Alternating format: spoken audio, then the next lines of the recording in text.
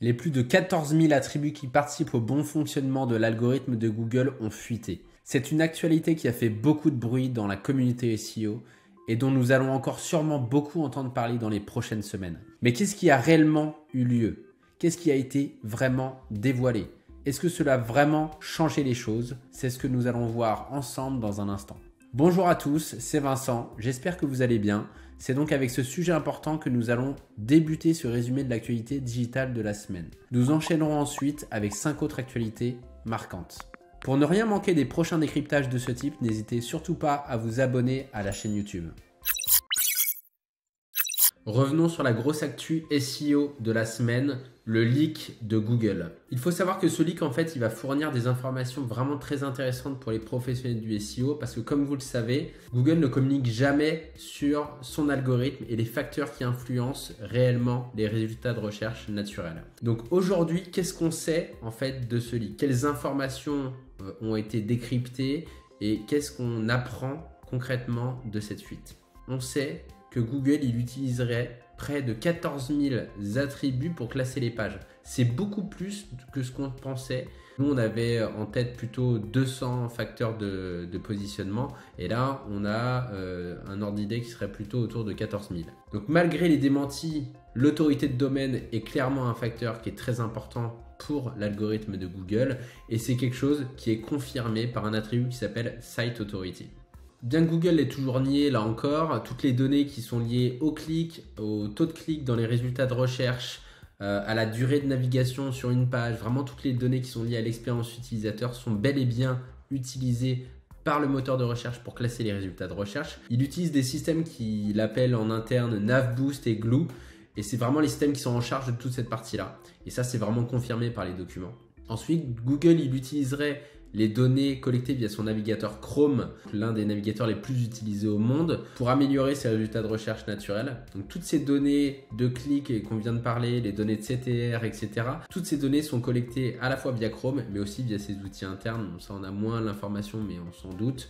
Google Analytics, etc. Google, il a toujours nié l'existence d'une sandbox qui empêche les sites nouvellement lancés et créés de bien se référencer sur son moteur de recherche. Via ce leak, on s'aperçoit que c'est vraiment quelque chose qui est confirmé, qui est analysé par Google et c'est une donnée dont il a connaissance. Un nouveau site, il sait exactement que c'est un nouveau site et il lui applique une certaine pénalisation pendant un certain temps.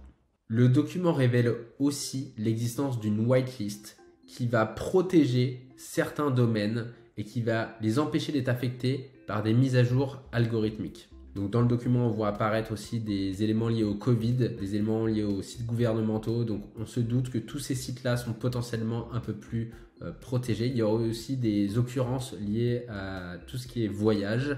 Donc toutes des thématiques qui sont un peu potentiellement sensibles.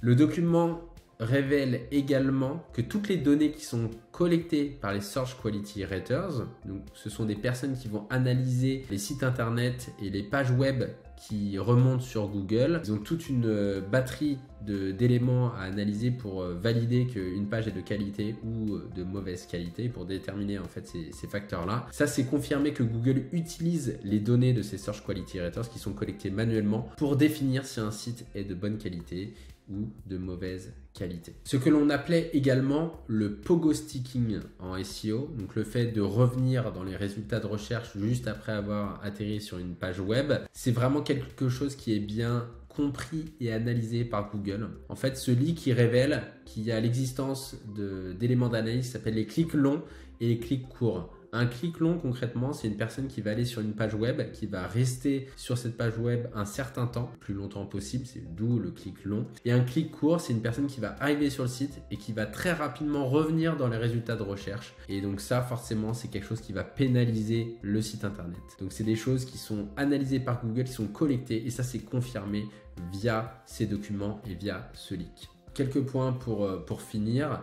Les données collectées par le système Navboost sont segmentées par pays, par localité et également par système d'exploitation et par type de navigation, si c'est sur mobile ou si c'est sur desktop. Cela induit concrètement qu'il y a une certaine personnalisation ensuite de l'expérience utilisateur et surtout des résultats de recherche qui va être basés sur ces critères-là, même si on n'a pas vraiment le détail sur la manière dont ça impacte réellement les résultats de recherche. Pour combattre le spam, on apprend aussi via ce leak de Google qu'il y aurait un système qui serait capable de détecter les clics frauduleux ou non naturels, qui empêchera en fait des systèmes de manipulation de CTR, des systèmes de manipulation de clics, d'impacter d'une manière trop significative les résultats naturels de Google.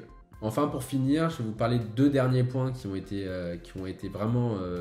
ressortis de ces leaks de Google. Google aurait bel et bien une quantité limite de tokens pour analyser les pages web et leur qualité. Ce qui induit en fait concrètement que le début du contenu d'une page web a beaucoup plus de poids que la fin de cette page web. Et donc toutes les croyances qui existaient sur le fait que le contenu au-dessus de la ligne de flottaison est plus important, que les liens placés au-dessus de la ligne de flottaison et même dans le début du contenu sont plus importants, seraient du coup bel et bien confirmés par ce leak de Google. Enfin, Google traque vraiment de nombreuses dates associées à la page web. Il va essayer de chercher par exemple dans l'URL s'il n'y a pas une date dans l'URL. Il va chercher dans le code source s'il y a une mention de date. Il va même analyser le contenu pour essayer d'en extraire un petit peu des dates et des données. Et donc cela révèle vraiment que Google a une forte appétence pour la récence du contenu et vraiment très axé sur des contenus mis à jour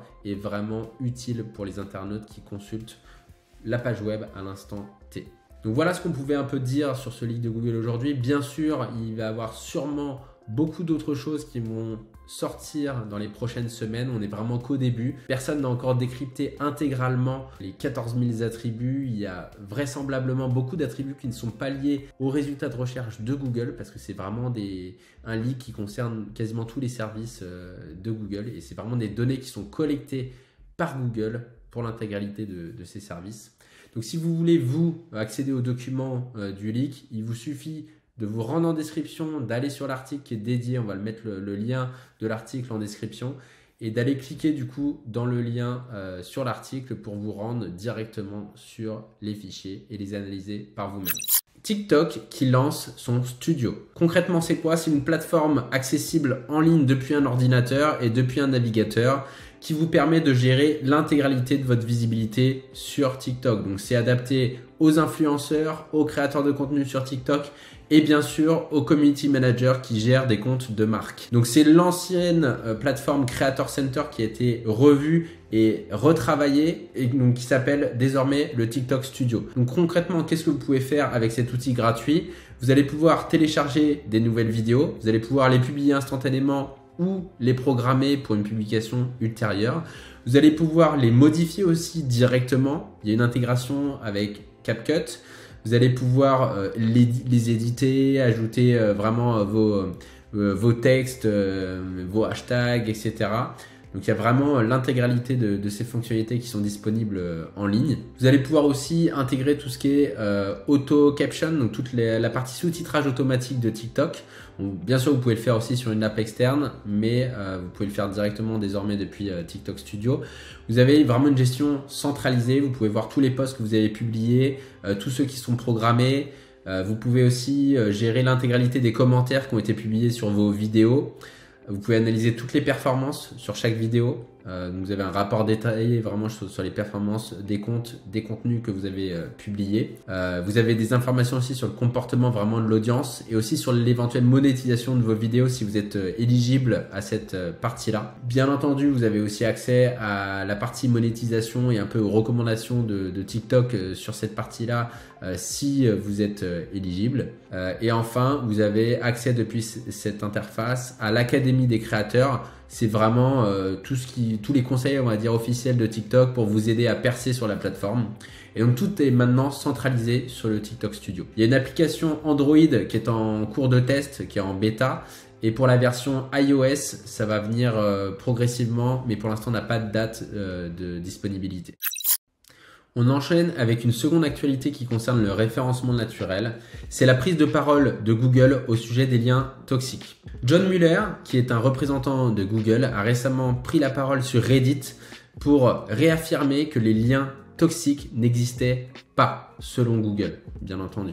Ce qu'il faut savoir, c'est qu'un lien toxique, historiquement, c'était considéré comme un lien qui, par exemple, était sur une ferme de liens, donc un site qui va faire que des liens à droite à gauche vers d'autres sites internet, qui va avoir limite un article et un lien sortant constamment vers d'autres sites sur des encres optimisées. Ça va être également un lien qui va être sur des listes de liens vraiment de mauvaise qualité, un lien qui est dans des commentaires de spam. C'est toute cette typologie de liens qui est considéré, en tout cas qui était considéré historiquement comme des liens toxiques. Ce qu'on en apprend en fait avec cette actualité, c'est que selon Google, vous n'avez pas besoin de désavouer ces liens via l'outil qui est présent dans la Search Console. Selon lui, Google est parfaitement en mesure de ne pas prendre en compte ces liens et donc vous perdez votre temps si vous faites la chasse aux liens toxiques. Donc tous les outils comme SEMrush, SERanking, Ahrefs qui vous disent que ces liens, attention, sont des liens de mauvaise qualité qui peuvent impacter votre référencement seraient selon lui des alertes inutiles qu'il ne faut pas prendre en compte quand on est référenceur. Donc ce qu'il faut retenir concrètement de cette actualité, c'est pas d'utilisation de l'outil de désaveu de liens dans la Search Console parce que Google est parfaitement en mesure de faire la part des choses par lui-même, en tout cas ses algorithmes. Vous devez vous concentrer comme toujours, ça c'est la recommandation de Google historique, sur la création de contenu de qualité pour obtenir des liens de qualité naturellement. Bien entendu, rien ne vous empêche d'essayer d'obtenir des liens de qualité par vous-même via différentes approches de netlinking. Il faut bien faire attention concrètement à votre taux d'optimisation aussi d'encre dans votre profil de backlink pour éviter toute pénalisation via l'algorithme Pingouin qui est désormais intégré dans le cœur de l'algorithme de Google. Et concrètement, une fois que vous avez fait ça, vous avez fait le gros du travail, vous n'avez pas à passer plus de temps à essayer de nettoyer votre profil de backlink. La troisième actualité de notre débrief des actualités de la semaine concerne l'intelligence artificielle et la validation par l'Union européenne de l'AI Act. Concrètement, qu'est-ce que cela signifie? C'est que l'Union européenne, en fait, elle a fini par adopter une législation pour réguler tout ce qui est modèle lié à l'intelligence artificielle et tout ce qui est lié en fait à l'intelligence artificielle en Union européenne. Donc concrètement, qu'est-ce que ça va changer et qu'est-ce que ça va apporter? Donc il va y avoir des contraintes en fait qui vont être proportionnelles par rapport aux dangers que peuvent apporter les systèmes d'intelligence artificielle. Donc sur les systèmes qui ont des risques limités pour la population, il y aura juste des obligations de transparence légères. En fait, c'est vraiment juste dire que par exemple cette image a été générée par une IA ou cette vidéo a été générée par une IA. Ce serait une contrainte légale et il faudra le stipuler, un peu comme dans les publicités où on vous dit que la photo a été retouchée par Photoshop. Donc ça sera le premier point. Les chatbots aussi qui seront automatisés par IA, il faudra obligatoirement que ça soit explicitement mentionné que c'est des résultats qui sont générés par IA. Pour les systèmes à plus haut risque, il y aura beaucoup plus de contrôle. Concrètement, dans des secteurs très critiques, liés à l'éducation, aux ressources humaines, maintien de l'ordre, il y aura vraiment des exigences renforcées avec du contrôle humain, des documents techniques qui devront être vraiment détaillés et vraiment des impacts, des analyses d'impact sur la gestion des risques potentiels. Ensuite, il y aura aussi des interdictions et des exigences spécifiques pour des modèles. Donc certaines applications seront potentiellement proscrites, donc interdites d'utilisation, si elles ne sont pas conformes aux valeurs européennes. Des systèmes de notation citoyenne ou de surveillance de masse par l'intelligence artificielle ne seront pas possibles. Donc cette législation le proscrit. Des IA génératives comme ChatGPT seront soumises à des règles pour garantir la qualité des données et le respect des droits d'auteur, ce qui n'est pas le cas jusqu'à présent. Et enfin, c'est ce que j'ai un petit peu dit précédemment, mais tous les contenus qui seront générés par IA devront être clairement identifiés comme tels. Donc toute cette législation a pris 3 ans à être négociée. Et donc c'est vraiment que le début de régulations qui vont cibler tout ce qui est intelligence artificielle en Europe. On enchaîne avec une autre actualité qui concerne l'intelligence artificielle et les réseaux sociaux. C'est l'utilisation de Meta, donc Facebook et Instagram, de vos données personnelles pour entraîner son IA. Grâce au RGPD, en Europe, vous avez la possibilité de refuser l'utilisation de vos données personnelles pour l'entraînement de l'IA de Meta. Donc on va vous expliquer concrètement ce que ça implique, qu'est-ce qui est utilisé et comment vous pouvez refuser cette utilisation. Donc ce qu'il faut savoir, c'est qu'à partir du 26 juin 2024, Meta va utiliser les données de ses utilisateurs pour entraîner son IA. Qu'est-ce qu'il va utiliser concrètement? Il va utiliser les publications que vous avez faites, les photos que vous avez partagées sur les réseaux et les légendes que vous avez intégrées également sur vos photos. Il ne va pas utiliser les discussions privées que vous avez faites via Instagram et via Messenger, mais toutes les autres données vont être utilisées pour entraîner ces IA. Donc concrètement, via cette analyse, Meta cherche à créer un concurrent d'OpenAI, un concurrent de tous les modèles qui sont aujourd'hui en train d'émerger. Donc c'est aussi Mistral sur la partie française, mais aussi Grok de xAI de Elon Musk. Et donc avec ces analyses-là, ils vont tenter d'upgrader leur système d'intelligence artificielle. Donc aujourd'hui, vous avez la possibilité via un formulaire qui est disponible sur le site internet et aussi dans notre article, vous pouvez accéder depuis notre article, on vous mettra le lien en description pour aller refuser l'utilisation de toutes ces données pour entraîner les modèles d'intelligence artificielle de Meta. Donc comment vous pouvez refuser l'utilisation des données personnelles que vous avez publiées sur Meta, donc Instagram et Facebook pour l'utilisation et l'entraînement de son IA? C'est très simple, en fait il vous suffit d'aller sur un formulaire qui a été mis à disposition par Meta sur son site officiel. Vous le retrouverez dans notre article, on mettra le lien en description. Vous le retrouverez le lien directement dans notre article. Vous avez juste à cliquer, renseigner quelques données personnelles. Vous verrez, c'est très simple vraiment à faire. Et vous envoyez ça à Meta et ensuite, normalement, ils ne sont pas censés utiliser vos données personnelles pour entraîner leurs IA. On finit notre débrief des actualités de la semaine avec les meilleures heures et jours pour poster sur les réseaux sociaux en 2024. Donc une étude qui a été conduite sur près de 2 milliards d'engagements et 400 000 profils de réseaux sociaux différents par Sprout Social nous apprend les meilleures heures, les meilleurs jours pour poster sur les différents réseaux sociaux. Donc on commence tout de suite avec Instagram. Donc Instagram, les meilleures heures pour publier globalement sur le réseau social, c'est entre 10h et 14h en semaine. C'est vraiment au global ce qui ressort et qui est le mieux. Les meilleurs jours vont être le mardi, le mercredi et le jeudi. Le dimanche globalement est un jour à plutôt éviter où il y a moins d'activité sur le réseau social comparé aux autres jours de la semaine. Du côté de LinkedIn, le réseau social professionnel numéro 1 au monde, les meilleures heures pour poster et donc obtenir le maximum d'engagement vont être entre 10h et midi en semaine. Donc le mardi et le mercredi, c'est vraiment les top jours et le jeudi également est une bonne journée pour publier sur LinkedIn. Concernant TikTok, les périodes d'engagement les plus importantes vont être davantage les après-midi en semaine. Donc on observe globalement que mardi, mercredi et jeudi sont les meilleurs jours et les dimanches sont les moins performants. Donc vraiment davantage l'après-midi, donc de 14h à 18h en majorité.